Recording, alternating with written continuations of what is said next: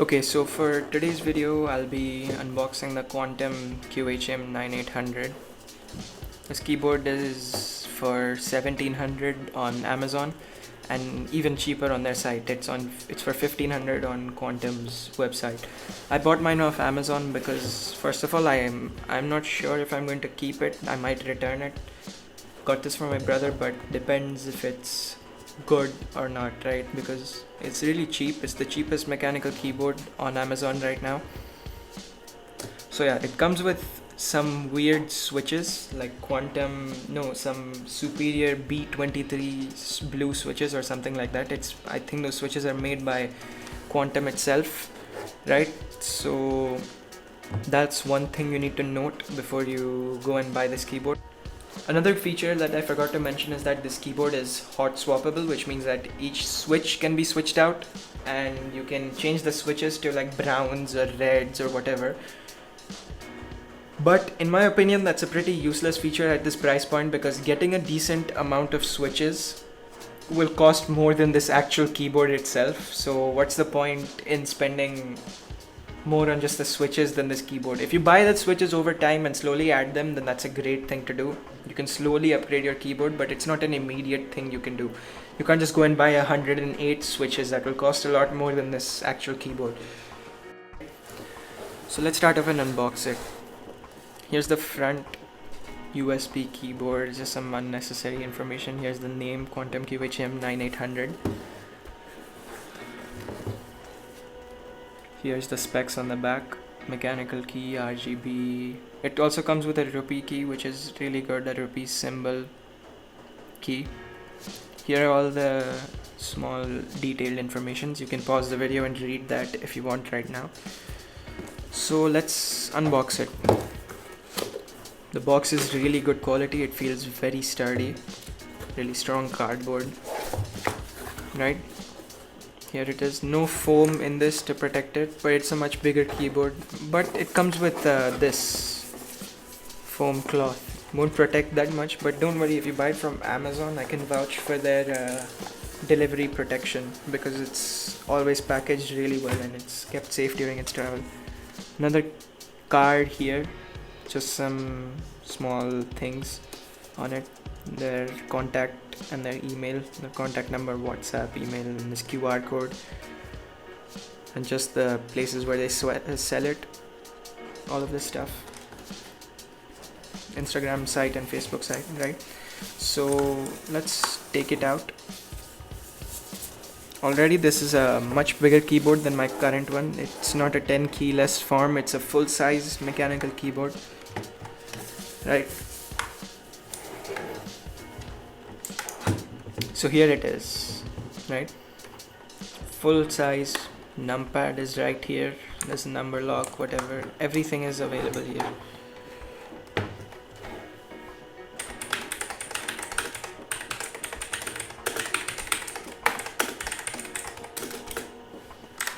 We'll give you a sound test later on, a proper sound test with the mic right next to it. So yeah, this is how it looks like. It's a plastic build. There's no deck flex whatsoever, as you can see. I can feel it. It doesn't flex at all. It may look a bit rounded off because I'm filming in a wide angle lens, but it's not. It's completely flat. It's a completely flat keyboard, right? Deck won't flex at all. Really sturdy build, but it's also definitely plastic. It does feel cheap to the touch, but it's for 1700, 1500. What can you? Can't really expect everything for that price.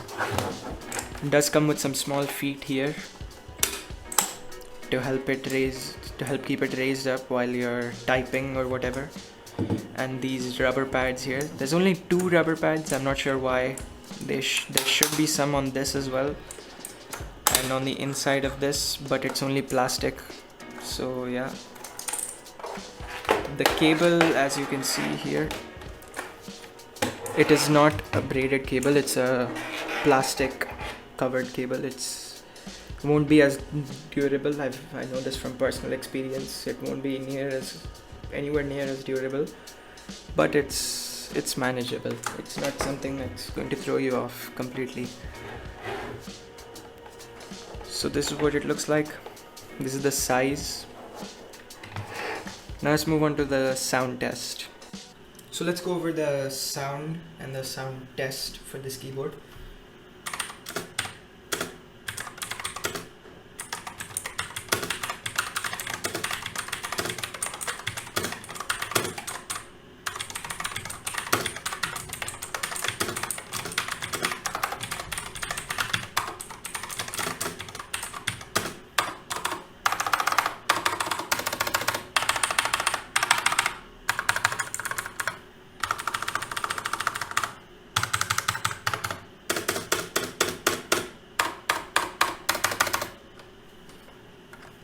And this is what it sounds like after you take off one of the keycaps, and this is the sound of just the switch itself.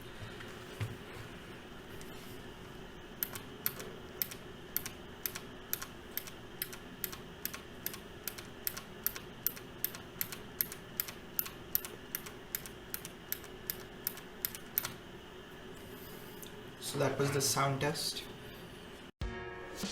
So now let's move on to the different lighting effects that we have for this keyboard. This is the button you change the lighting effects with, right there. That's what it looks like. They've given a dedicated button to change the lighting effects, which is a nice touch, right? So the way you change them is this function and arrow, up or down to decrease the brightness, up to increase the brightness. 3 levels of brightness available, 4 actually if you count it being off. And this is how you change the speed. To increase the speed of some moving effect is function and right arrow, or to decrease the speed is function and left arrow. So let's get started off with the different lighting effects.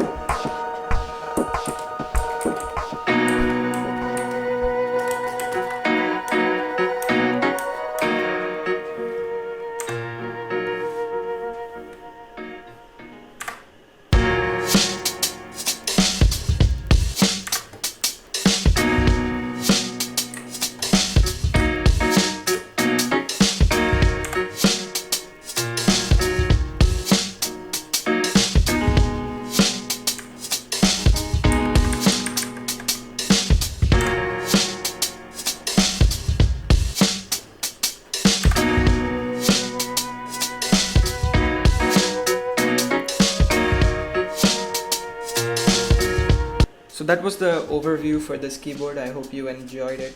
It doesn't have full RGB, as you can see. There's no proper RGB effect. It's just what they call a rainbow effect, I guess. And there are a couple of things you should definitely consider before buying this keyboard, is that these switches that it comes with are some random B23 blue switches. They are not from a known and trusted brand. They are made by Quantum itself.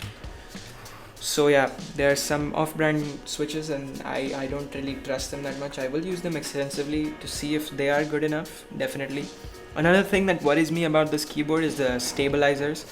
They've used this kind of stabilizer, you know, with the metal rod coming in up here, and that causes it to squeak later on if it's not there's a higher chance of it being defective, and it will start squeaking later on. If you just listen, it sounds a bit it just sounds bad if you listen carefully.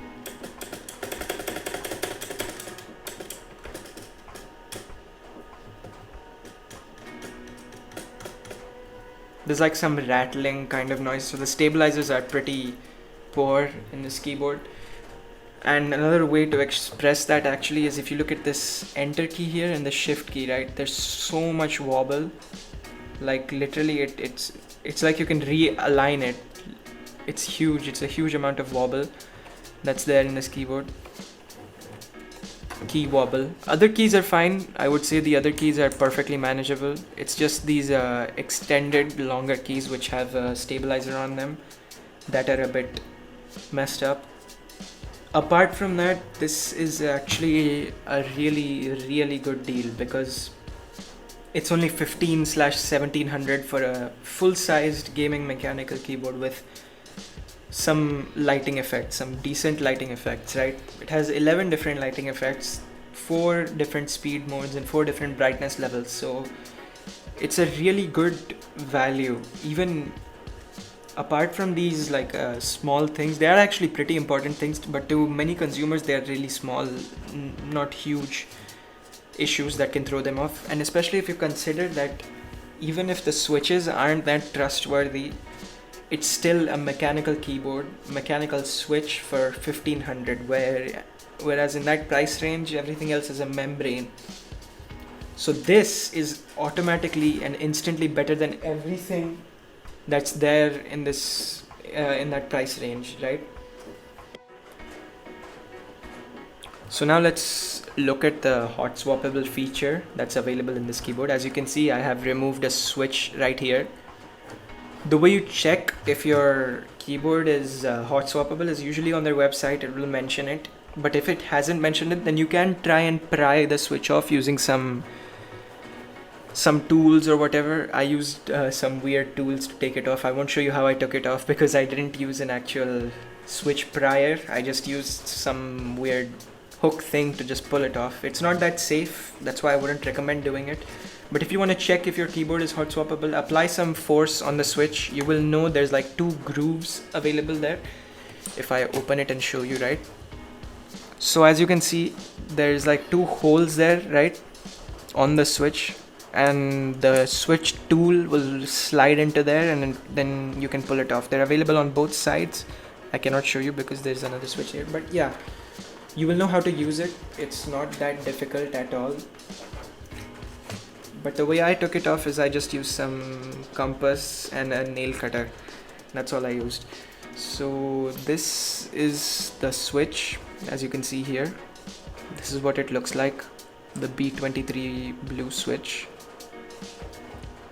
Okay, it's a pretty cheap switch. It does feel kind of cheap. This is what it sounds like if I bring it by the mic. Right, so that's how you remove the switch. I will show you how to remove the switch in my next video, in the full review. I'll give you a proper way to remove the switch with just tools that you may have in your home, because that switch prior tool thing, the thing that just yanks it off, it's kind of expensive and I wouldn't say it's worth the price. So I'll show you how to remove it, how I removed it in my next video. And the way you insert it is you just see these 2 pins here, line them up with the holes, the 2 holes for the soldered parts on the keyboard, just like this, right? And just slide it in. That's it. So yeah, that was the overview. Full review will be coming up in around 3 days. I'll use this extensively and then drop a review, and then perhaps a comparison between this and my current keyboard, a Cosmic Byte mechanical keyboard, and that will wrap this keyboard up. So thank you for watching, take care, stay safe, and bye.